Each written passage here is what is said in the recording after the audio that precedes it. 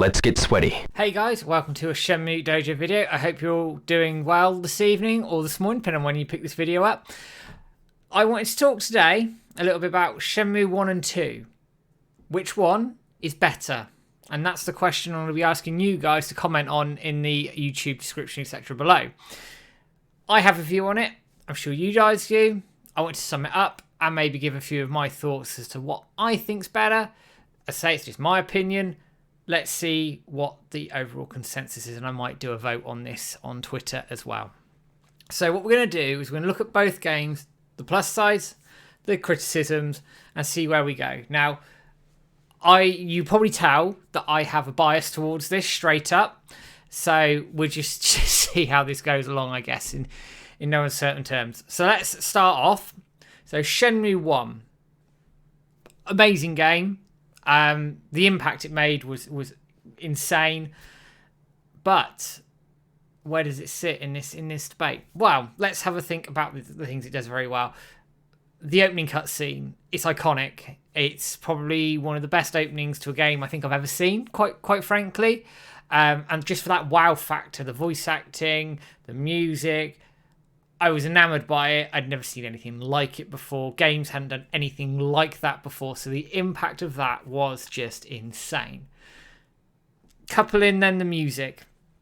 We know the music in Shenmue across all three games is utterly fantastic. But I think it resonated possibly more in Shenmue 1 just because it was made for it. It was made for the scenes. I know they did it in Shenmue 2, but it just feels more impactful for me in Shenmue 1, the music and how that was all put together. This could also be considered criticism, I guess, but I liked it, was the exploration element to it. In Shenmue 2, it's stripped back a tiny bit. It's not as intricate as Shenmue 1.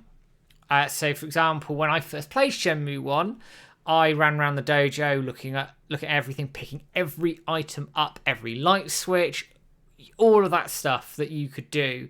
And it was mind-blowing that I could go off and do this for the first time, turn on a light switch, search the drawers, pick things up, look at them, put them back. And it all felt realistic. It felt great. And it was paired off a little bit in Shenmue 2. Obviously, the story pacing, which I'll come on to, is a bit different, so it doesn't encourage that element, but I would have liked that maybe a little bit more in there. The other bit I really, really like with Shenmue 1 is you feel at home. The feeling is unrivaled. You know, the characters, you know Dobuita, you know Yamanyoza, you know everyone, everywhere. They know you. And you feel at home. And also as a young lad at the time, 13, 14, it's my first exposure really to Asian culture, Japanese culture. So for me, playing that through, getting used to it, getting used to the nooks and crannies in Dobuita, and getting to know it, it felt like a home from home. It was an escape. It was something that even now I default to in terms of looking for an escape, looking for some peace, some calm. It was unreal at the time, and it still is. I would also, adding into that, I think it feels less gamey than Shenmue 2 and Shenmue 3, especially on the Dreamcast where the HUD's stripped back. So you think on the re-releases, for example, we've got a HUD with the button presses, etc. And they're there, and they're not invasive, but it feels more stripped back in Shenmue 1. The bottom prompts will come up when you hit something, when you talk to somebody. It feels less invasive that way, which then immerses you more into the world. Shenmue 2 obviously adopted the HUD, which from a game perspective was much better, but did it impact that sense of atmosphere, sense of getting lost in the game potentially? Who knows? For me, maybe a little bit, and I'd be interested to hear your thoughts on that particular element of it. Obviously, moving on, capsules and mini games, they're in both. But to have that choice in Shenmue 1, and probably the first game I'd ever played that had that choice, it was out of this world. It was great. It was awesome. And then finally, for me, the sparring, training, fighting system, which I really liked in both games. I've got some criticism of it for Shenmue 2, which I'll come on to. But here, you could obviously spar with Fukusan every day. You could train in the empty lots, the warehouse, or even the parks as well. And it felt like training did something. It made you could feel the impact of the training when the moves changed, or when you could beat Chai at the arcade, for example. We could wipe out some enemies at your own leisure now, rather than having to fight these minuscule battles. It felt like it carried some impact to it, and you could do that as you wanted. And while it was separate, you didn't need to do it.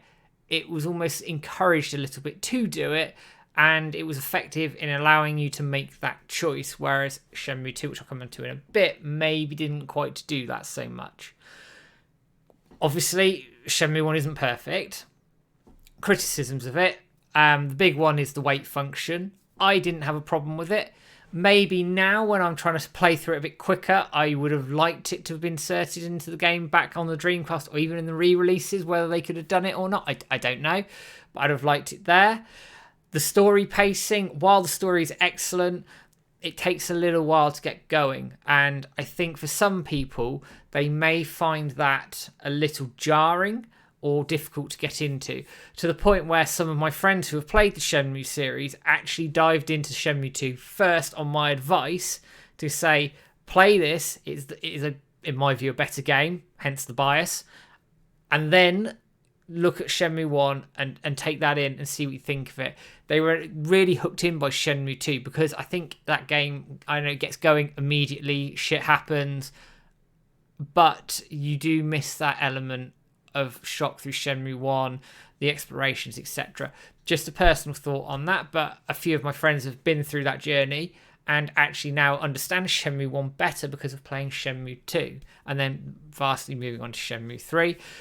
The other one that gets levelled at it a lot is the forklift job. Again, I don't mind it, but they could have done some quality of life differences. Like, for example, if you fill the crates, you can automatically speed to 5 o'clock and end that and move that forward a little bit. Some people didn't like being trapped into that loop of the forklifts for the 5 days as well. I can understand that. I had fun doing the forklift, especially when I first played it. Now, I think some people may find it a chore again, and it's also a bit of a meme as well. And I haven't even mentioned sailors. I'm not going to go there. But there we are. And as an aside, I haven't really mentioned QTEs in Shenmue 1. They were fine, not a problem.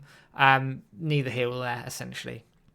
So then we come on to the second game, Shenmue 2. And as I said this already, it feels a bit more refined in game terms. It feels a little bit more gamey. You've got the HUD, you've got maps that you can access if you want them. And I just think it feels a little bit more refined in that regard. It looks like they've looked at Shenmue 1 and go, how can we improve on some of the quality of life aspects, like the wait function, which is in Shenmue 2, and they've added them in. That said, it does maintain the Shenmue charm, the Shenmue soul, and everything that I wanted from it was absolutely there. The bigger area to explore was mind-blowing at the time. It still is when you think how populated that area was. I mean, I can still hear my Dreamcast now, basically about to explode with all the slowdown when you hit Pigeon Park trying to run through. It was absolutely mad. But it felt like you were in a different country. And that feeling that Shenmue 2 conveyed to me was completely opposite to Shenmue 1. And oddly, I prefer that feeling. It made me want to explore more. It made me want to get out and see what this city, Hong Kong, was all about. And then when you move into Kowloon and then obviously to Guilin, and it just made me want to feel a little bit more involved with that and look into how that would evolve as the game goes on. Obviously, the story is insane. It goes without question. It is much faster paced. When you think you get your bag nicked within the first sort of 10 minutes of the game, you're into a fight QTE sequence within sort of 15-20 minutes. It does back off a little bit, but it encourages you through the story at a quicker pace. There are more fights. There's more options to have fights as well. The QTEs have branches to them as well, and it allows for all these different pathways. Likewise, I think Shenmue 1 also did that with some of the side quests, etc. as well, but it feels like Shenmue 2 guides you a little bit better in terms of game terms, which might appeal to more people who don't want the handheld necessarily, but want a little bit of guidance, less invasive guidance than modern day games, for example. Moving on from that, money. Now, this will also be a criticism as well, but in Shenmue 2, there are lots of ways to earn money.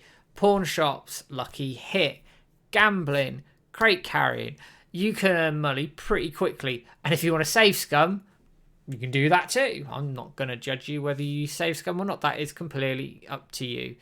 And as I've sort of touched on here, there's some massively iconic moments in Shenmue 2. Now, it's a bigger game, and there are more of them, in my opinion. The iconic moment of Shenmue 1 is obviously a WoW dying, leaving, obviously, for Hong Kong, and finding the Phoenix Mirror, probably 3 that jump to mind in terms of story content pretty quickly. So Shenmue 2 obviously has the arrival in Hong Kong, which I think is awesome. Meeting Ewing for the first time, that is insane, and you just start to realise quite how far behind Ryo is in terms of his skills and how lacking he is. You then look into meeting Ren, which I think that cutscene's quite commonly played, and again it's the whole knife thing as well and the branching path. I know it carried a real nice impact to it. Kowloon, the rooftop stare down, is for me one of the biggest moments in gaming ever.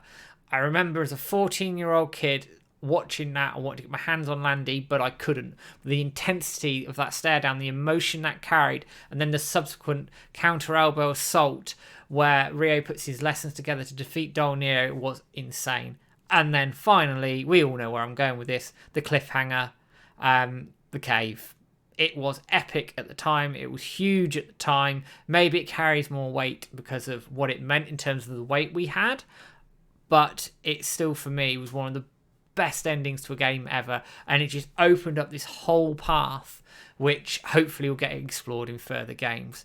Now, there are criticisms, of course, to Shenmue 2. Number one being it can be easy to get lost in such a large area. I know Shenmue 1 had it levelled at it a little bit with no maps, but the area was smaller, so I found it quite difficult to get lost. You start picking up mini sort of marks and landmarks, etc. Shenmue 2, I think, is easier to go and get lost. I'm going to talk about money barriers here. There's 2 money barriers in Shenmue 2. I know Shenmue 3 does it as well, but I'm parking that. The first one is obviously the $500 to meet Ren, and the second one is the $500 to start the street fights. The issue I had with that is you didn't know they were coming. So in Shenmue 2, when I first played it, I had a fair amount of money when I was meeting Ren, but I had to go and carry a few crates. Not too many, but enough. When I hit Kowloon, because it's so story-driven, I didn't think to start earning more money. So when it came to that $500 thing, I had about $100. So I had to sort of chip away at gambling, crate carrying, all those sorts of things. And I didn't save scum at the time because I didn't even think about it. And it took me bloody ages to do it. And it was a little bit annoying. And I'd love it if they could just get rid of money barriers in Shenmue going forward. The fighting system, it's pretty much the same as Shenmue 1. The criticism I have of it, in Shenmue 1, I found blocking was much easier and much more satisfying, whereas in Shenmue 2, Ryo more dodges and rolls out of the way. So that sort of block and counter attack from Shenmue 1 isn't quite there. It's a minor criticism, but if I had to sort of put the two together, I think the Shenmue 1 version of that defense system was done slightly better. I would also argue that the training system or the use of training is probably better implemented in Shenmue 1. Yes, you can spar with Janmin, for example. Yes, you can do the street fights. But I personally missed the ability to go and train your moves in a parking lot, wherever, and build them up that way. It wasn't encouraged as much. Granted, I don't think the system needs you to train in Shenmue 2. You level up naturally as you go. But I miss those areas to practice, to train, and also the expanded sparring where you actually felt like you were fighting somebody. Like Janmin, best respect in the world, kept dodging you. Obviously there's the street fights where there's money etc riding on it, but I would have liked a sparring system in there potentially as well, similar to what you had with Fukusan. So it's just a minor criticism. But honestly guys, the question is which games do you prefer? They are both excellent, but out of Shenmue 1 or Shenmue 2, which do you think is best and why? That's the question I'm posing to you guys for the comments below. So have a think about it. Think about the points I've made. Whether you agree with me, disagree with me, doesn't matter. But get commenting, guys. Give us a like, share, subscribe on the usual places. Twitter, YouTube, you know exactly where you can find us. Both games are fantastic. And all the best, guys. And I'll see you soon. Take care. Have a good one.